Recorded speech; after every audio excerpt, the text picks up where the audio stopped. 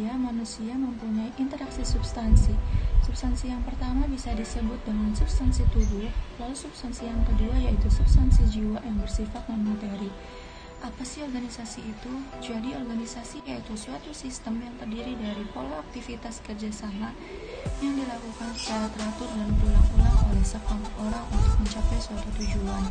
Dari penjelasan sebelumnya, organisasi memiliki unsur pokok yang terdiri dari pertama ada manusia, yang kedua filsafat, lalu ketiga proses. Individu berasal dari kata dividend dalam bahasa Inggris yang mengandung arti tidak, sedangkan divided berarti terbagai. Jadi, individu artinya tidak terbagai atau satu kesatuan. Jadi, merupakan sebutan yang dapat dipakai untuk menyatakan suatu kesatuan paling kecil dan tak terbatas. Manusia sebagai makhluk individu memiliki unsur jasmani dan rohani, unsur fisik dan unsur raga dan jiwa. Seseorang dikatakan sebagai manusia individu manakala unsur-unsur tersebut menyatu pada dirinya. Jika unsur tersebut sudah tidak menyatu lagi, seseorang tidak disebut sebagai makhluk individu. Setiap manusia memiliki keunikan dan ciri khas tersendiri, tak ada yang sama persis. Seorang individu adalah perpaduan antara faktor fenotip dan genotip.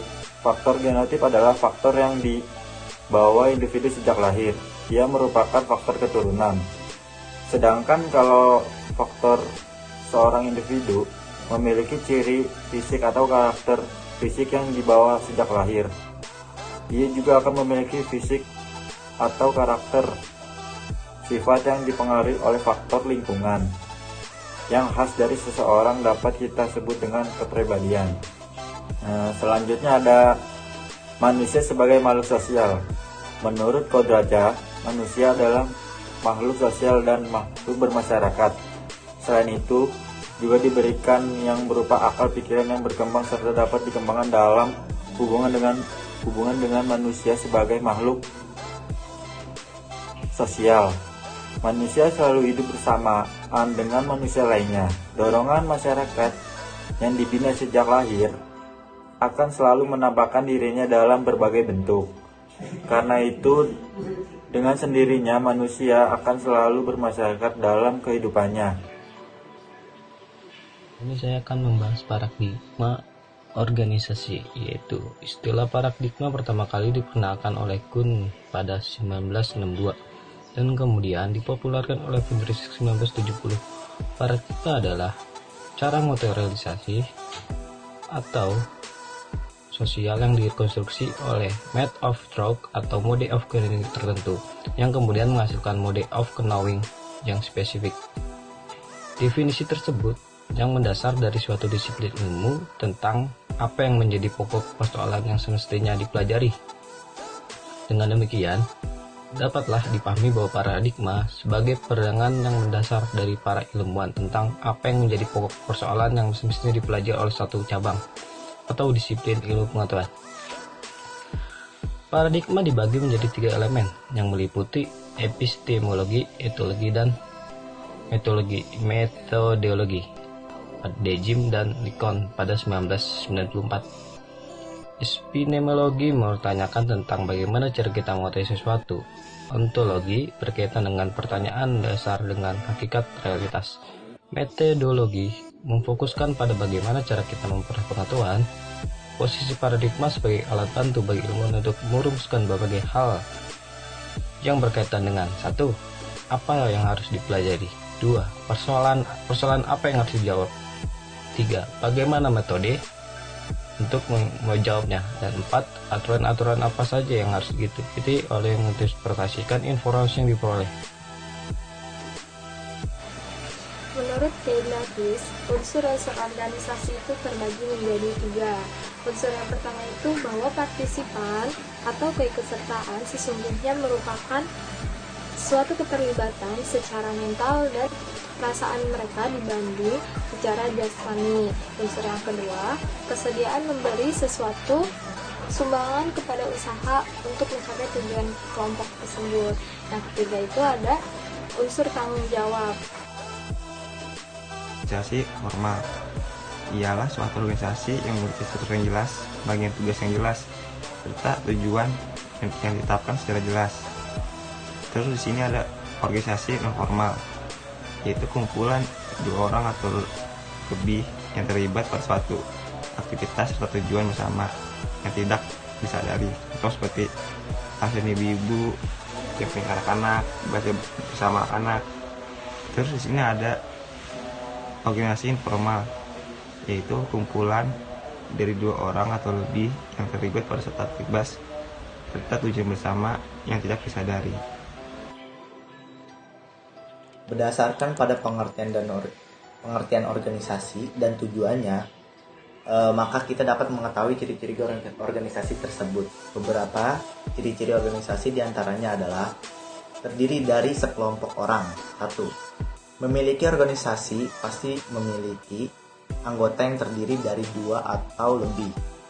Yang kedua, memiliki tujuan. Alasannya mengapa beberapa orang bekerja sama membentuk organisasi adalah karena memiliki tujuan yang sama dan ingin diwujudkan. Dengan adanya tujuan tersebut, para anggota organisasi akan saling bahu-membahu dalam melakukan usaha untuk mencapai tujuannya. Yang ketiga, bekerja sama. Untuk mencapai tujuan organisasi, maka para anggotanya harus saling bekerja sama. Tanpa adanya kerjasama antara organisasi, maka tidak akan tercapai secara efektif dan efisien. Yang keempat, adanya peraturan. Di setiap organisasi pasti memiliki peraturannya masing-masing. Peraturan ini bertujuan untuk mengatur dan membatasi sumber daya yang dimiliki agar saling bersinergi dalam proses pencapaian tujuan dan menciptakan manajemen yang baik dalam organisasi. Yang kelima, pembagian tugas dan bertanggung jawab. Dengan adanya peraturan tertentu, harus disertai dan pembagian tugas dan tanggung jawab. Yang jelas pada setiap anggota organisasi, pembagian tugas tersebut biasa dilakukan dengan pembentukan beberapa divisi yang bertanggung jawab pada beberapa tugas dan tanggung jawab.